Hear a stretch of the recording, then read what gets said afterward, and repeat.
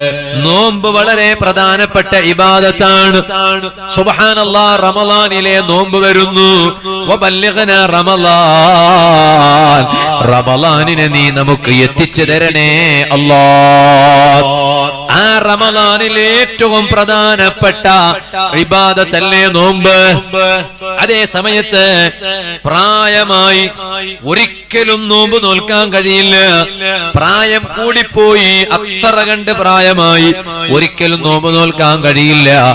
എന്നാൽ ഒരു നോമ്പിന് പകരം ഒരു മുദ്ദു ആഹാര വസ്തു കൊടുക്കണം. ഇതുപോലെ തന്നെ അസുഖമുണ്ട്, പ്രായം കുറെ ആയിട്ടൊന്നുമില്ല, അസുഖമാണ്. ഏത് അസുഖമാണ്?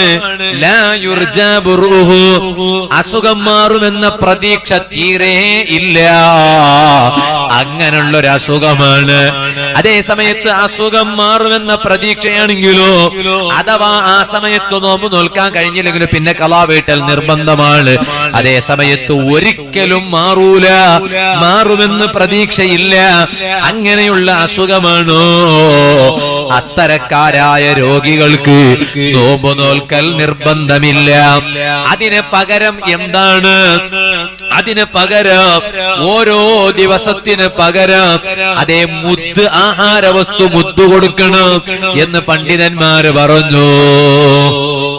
അതേ സമയത്ത് ഇവിടെ ഒരുപാട് ഉമ്മമാര് വാദ കേൾക്കുന്നുണ്ടാകും, ഒരുപാട് സഹോദരിമാര് വാദ കേൾക്കുന്നുണ്ടാകും. അവരൊക്കെ മനസ്സിലാക്കാൻ വേണ്ടി ഞാൻ പറയാണ്, ഈ സ്ത്രീകൾക്ക് റമളാനിന്റെ നോമ്പ് കഴിഞ്ഞ റമളാനിൽ നഷ്ടപ്പെട്ടു പോയ നോമ്പ് ഓർമ്മ വരുന്നത് എപ്പോഴാണെന്നറിയോ? റജബ് വരുമ്പോ. റജബ് വന്നപ്പോഴാണ് പിന്നെ കണക്കെടുക്കാൻ നോക്കണേ, കഴിഞ്ഞ റമളാന്റെ നോമ്പിന്റെ കണക്ക് പറ്റൂല. പിന്നെ ചില ഉമ്മമാർക്ക് ഒരു സ്വഭാവമുണ്ട്, ഒരു പ്രതീക്ഷ. എന്താ പ്രതീക്ഷ എന്നറിയോ? ഇനി ഈ റമളാൻ എത്തുന്നതിന് മുമ്പായി കഴിഞ്ഞ റമളാന്റെ നോമ്പ് അഥവാ ഖളാ വീട്ടിട്ടില്ലെങ്കിലും മുദ്ദു കൊടുക്കാലോന്ന്. മുദ്ദു കൊടുക്കാന്നത് പ്രതീക്ഷ ഒന്നുമല്ല. പിന്നെ ഇസ്ലാം എന്താ പറഞ്ഞത്?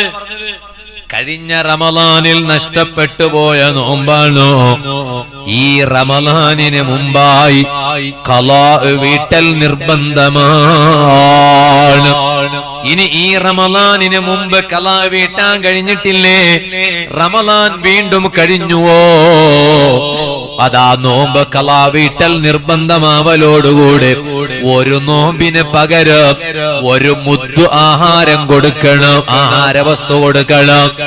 അത് അടുത്ത റമളാന് വീണ്ടും ഒരു കൊല്ലം ആവർത്തിച്ചു വന്നാലോ ഓരോ കൊല്ലം ആവർത്തിക്കുന്നതനുസരിച്ച് ഓരോ നോമ്പിന് പകരം ഓരോ മുദ്ദു കൂട്ടിക്കൊടുക്കണം.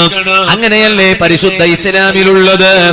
എന്നാൽ ഉമ്മമാരെ, സഹോദരിമാരെ, കഴിഞ്ഞ റമളാൻ മാസത്തിൽ അതേ നിങ്ങളുടെ ഹൈള് കാരണമായിട്ടോ നിഫാസ് കാരണമായിട്ടോ നഷ്ടപ്പെട്ടു പോയ നോമ്പാണെങ്കിൽ അത് ഈ റമളാനിന്റെ മുമ്പ് നിങ്ങൾ ഖളാ വീട്ടൽ നിർബന്ധമായിരുന്നു. പക്ഷേ ഖളാ വീട്ടാത്തത് കൊണ്ട് നിങ്ങൾ മുദ്ദു കൊടുക്കുകയല്ലേ. അവിടെ തന്നെ ഞാൻ വളരെ ഗൗരവത്തിൽ ഒരു കാര്യം പറയട്ടെ. ഒരു പക്ഷേ നിങ്ങൾ മുദ്ദു കൊടുത്തു, പക്ഷേ നിങ്ങൾക്ക് ഖളാ വീട്ടൽ നിർബന്ധമായ ആ നോമ്പ് ഖളാ വീട്ടുന്നതിന് മുമ്പായി ഈ റമളാനിന് മുമ്പ് ഖളാ വീട്ടൽ നിർബന്ധം എന്നല്ലേ പറഞ്ഞത്. അങ്ങനെ ഒരു കാരണവുമില്ലാതെ ഈ റമളാൻ എത്തി, നിങ്ങളതാ ഒരു കാരണവുമില്ലാതെ ആ നോമ്പ് ഖളാ വീട്ടിയില്ല, നിങ്ങൾ പിന്തിപ്പിച്ചുവെങ്കിൽ മുദ്ദു കൊടുത്തു. പക്ഷേ ആ നോമ്പ് ഖളാ വീട്ടുന്നതിന് മുമ്പ് നിങ്ങൾ മരണപ്പെട്ടു പോയാൽ ഫിഖ്ഹിന്റെ പണ്ഡിതന്മാർ കിതാബിൽ എഴുതി വെച്ച മസല എന്താണ്? അസിമാ, അതേ ഒരു കാരണവുമില്ലാതെ, കാരണമുണ്ടെങ്കിൽ വേറെയാണ്, ഒരു കാരണവുമില്ലാതെ അടുത്ത റമളാൻ വരെ പിന്തിപ്പിച്ചു, ഖളാ വീട്ടിയില്ല, ആ റമളാൻ വന്നപ്പോഴേക്ക് മുദ്ദു കൊടുത്തു. പക്ഷേ ഉടനെ ഖളാ വീട്ടുന്നതിന് മുമ്പ് മരണപ്പെട്ടു പോയാൽ അവര് കുറ്റക്കാരാണ് കേട്ടോ, ശിക്ഷയ്ക്ക് വിധേയരാണ് കേട്ടോ. മുദ്ദു കൊടുത്ത കാരണം കൊണ്ട് ശിക്ഷയിൽ നിന്ന് രക്ഷപ്പെടൂല, കുറ്റത്തിൽ നിന്ന് രക്ഷപ്പെടൂല. ഇത് മഹാന്മാരായ പണ്ഡിതന്മാര് പഠിപ്പിച്ചില്ലേ? ഇതുപോലെ തന്നെ ഒരു ഗർഭിണിയായ ഒരു സ്ത്രീ, ആ സ്ത്രീ റമളാനിൽ ഗർഭിണിയാണ്. അവളതാ നോമ്പ് നോറ്റില്ല.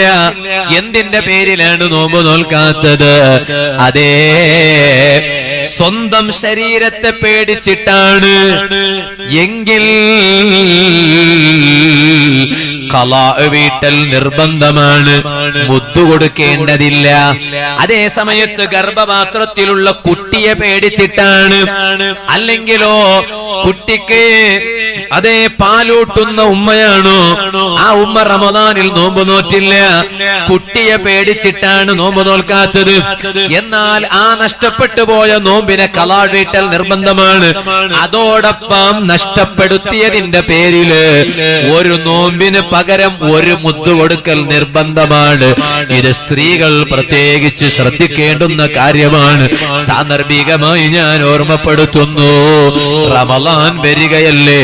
റമളാനിന് വേണ്ടി ഒരുങ്ങേണ്ടത് കഴിഞ്ഞ റമളാനിൽ നഷ്ടപ്പെട്ടു പോയ നോമ്പിനെ വേഗം ഖളാ വീട്ടാൻ നോക്കണം കേട്ടോ. ഇരിക്കട്ടെ.